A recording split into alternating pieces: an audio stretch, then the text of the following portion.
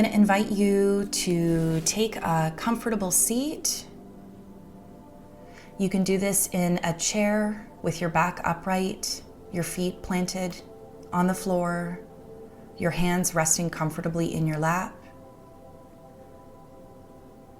Or if it feels more comfortable for you, or if you're used to the posture, you can sit cross-legged on your couch or meditation cushion, even on your bed. And if you just don't have the energy to sit upright today, that's okay too. Please feel welcome to lay down on your bed, on the couch, on the floor, whatever feels comfortable for you, preferably with a pillow underneath your head, maybe a blanket covering you so that you can rest and simply listen and receive the guidance that I'm about to share with you. And once you find a comfortable seat, or once you lay down, I invite you to close your eyes if that's comfortable. And we're going to take a moment to just tune into our bodies. So with a quick scan from your head to your toes, just noticing how your body is feeling in this moment. You might notice some tension in your forehead, some tightness or clenching in your jaw, perhaps some holding in your shoulders. We tend to hold most of our tension in our face, shoulders, and hips. And so if you can notice where you're holding or squeezing, and just breathe into that space, letting go of that tension.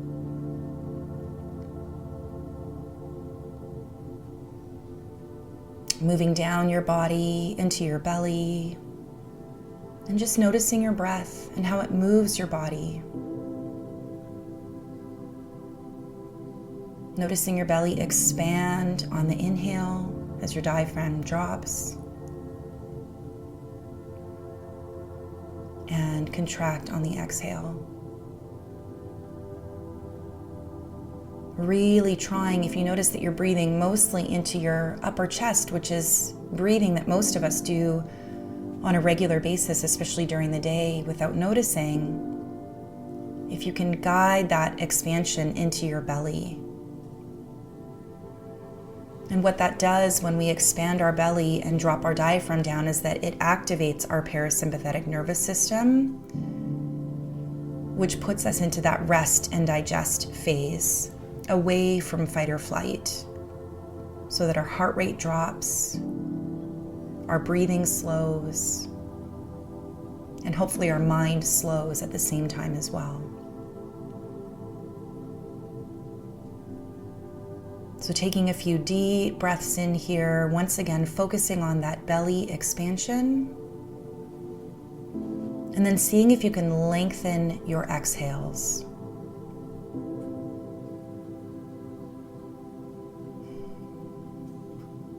And if it feels good to sigh on the exhale, then do so. Sighing is a very natural human tendency, especially during periods of stress and overwhelm. Again, because it's a parasympathetic nervous system activator. We see our pets sigh all the time after, a busy day or a heated interaction, and that is an intuitive response in that moment for them. Once again, lengthening the exhales also activates that parasympathetic nervous system.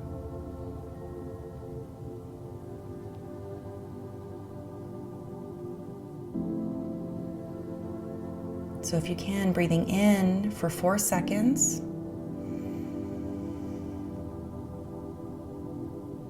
And then out for at least 4, if not 6 seconds.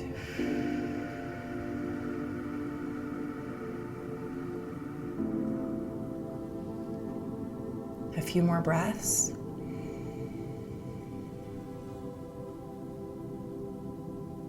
Exhale.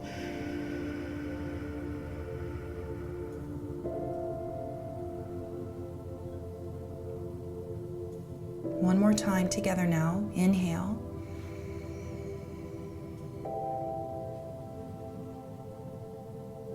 And exhale.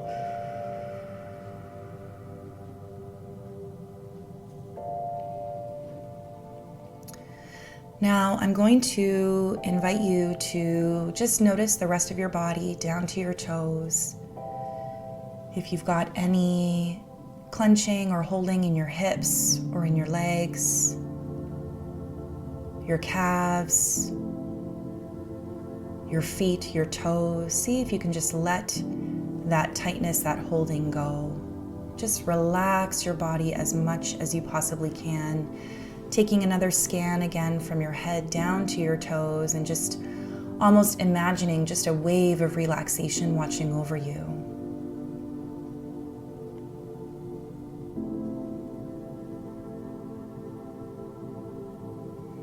And then we're going to move into a bit of visualization here. And I'm going to ask you, if it feels comfortable, to recall a situation where you made a mistake.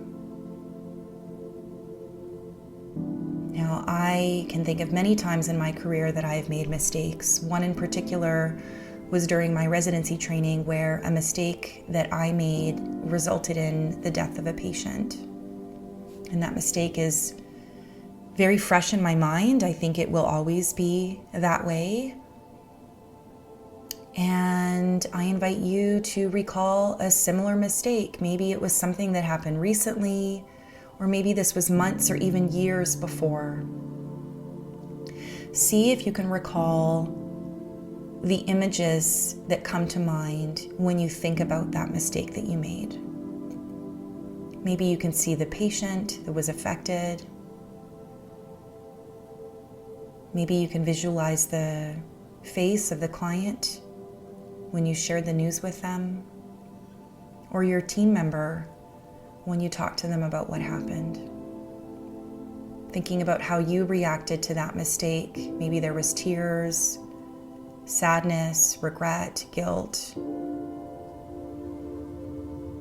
At this point in time, just recalling those images and then noticing what thoughts come up for you when you think about that mistake. Maybe immediately you hear yourself saying, I can't believe you did that. How did that happen? How did you let that happen? What were you thinking? So often during these situations of difficulty, we are so hard on ourselves in the way that we speak to ourselves. Or we have thoughts that come up around shame. I'm a bad veterinarian. I'm wrong. I'm not good enough. And as you notice those thoughts that are coming up for you, try to also notice how it feels in your body. Where do you feel that mistake? For some of you, it might be a burning in your cheeks or in your face. It might be a clenching or a turning of your stomach, or a tightness in your chest. Think about that mistake and all the images and thoughts that go with it, and feel it in your body. And sit with that feeling for just a moment.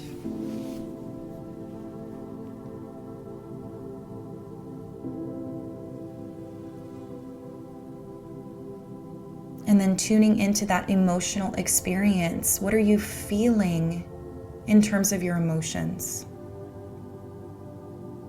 There may be sadness. There may be that guilt. Or there might even be that shame that I mentioned earlier. Maybe for some of you there's relief because although you made a mistake, the patient didn't die, or the harm was very minimal. Notice those emotions that you experience just thinking about this mistake that happened before.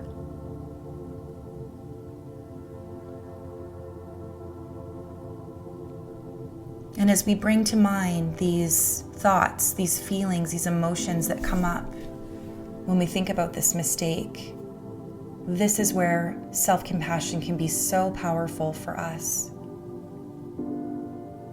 So remember that self-compassion is a practice of being kind to yourself while mindfully tuning in to how that experience feels in your body, and while recognizing that you are not alone in your experience. And we know, based on research among veterinarians, among physicians, and other healthcare providers, that this practice of self-compassion increases resilience, or the ability to bounce back after these horribly trying and stressful circumstances that involve mistakes. So I'm going to invite you to practice self-compassion in this moment by placing your hands on your heart, if that feels comfortable for you, and then repeating to yourself, either inside of your mind or maybe moving your lips to mimic the words,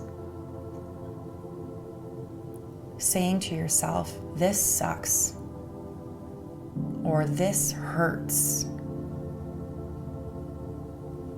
as you tune in to those thoughts and feelings and emotions that come up for you.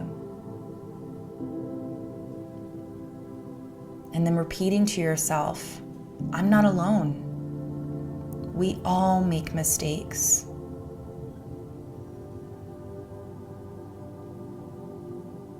And then with your hands on your heart, saying to yourself, "May I forgive myself. May I accept myself just as I am."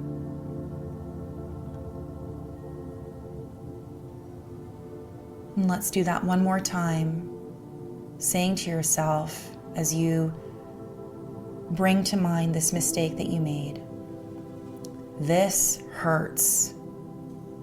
This sucks.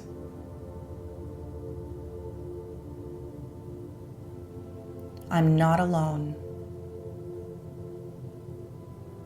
We all make mistakes. May I forgive myself. May I accept myself just as I am."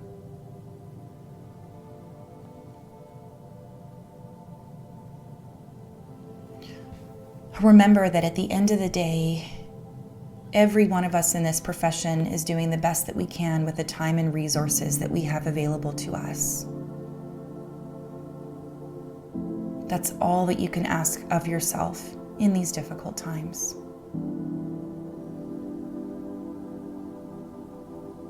And so taking a moment to just notice where those words have landed in you, tuning back into those physical sensations, those thoughts, those emotions, and just noticing if anything has changed.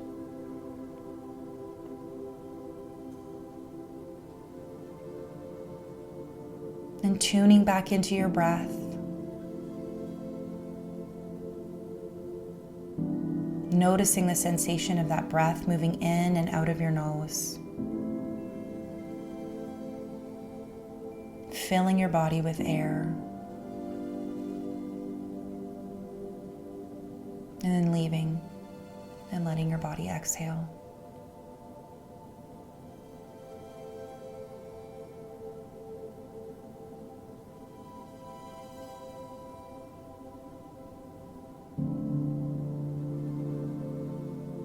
And know that you can come back to this meditation at any time, for any reason.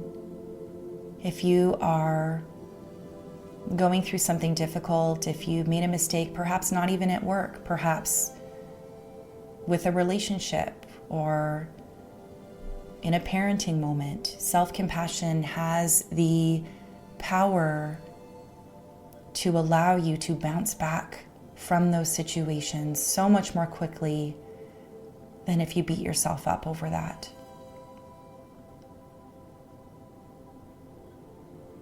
So inviting movement back into your body by gently wiggling your fingers and toes.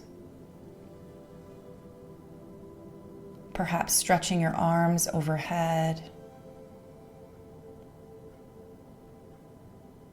Slowly opening your eyes.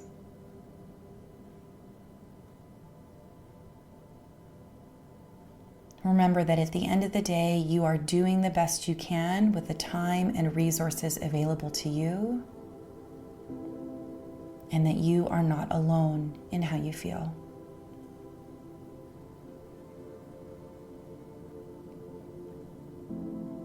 Have a wonderful rest of your day.